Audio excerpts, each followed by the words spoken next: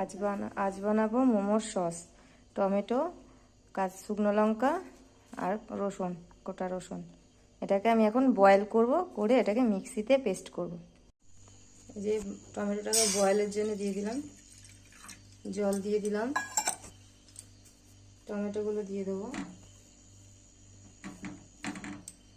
রসুনগুলোকে দিয়ে দেবো, শুকনো লঙ্কা দিয়ে দেবো।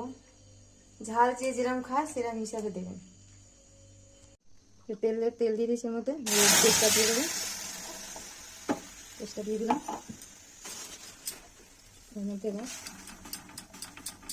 একটু চিনি দেবো অল্প করে, ফুটবে। একটু কেচাপ দিয়ে দেবো, টমেটো কেচাপ দিয়ে দিলাম, নুন স্বাদ মতো, হচ্ছে কাশ্মীরি লঙ্কা গুঁড়ো একটু দিয়ে এটাকে মাখতে হবে। ফুটে গাঢ় হয়ে যাবে, তারপর আমি একটু অরিগানো দিয়ে দেবো।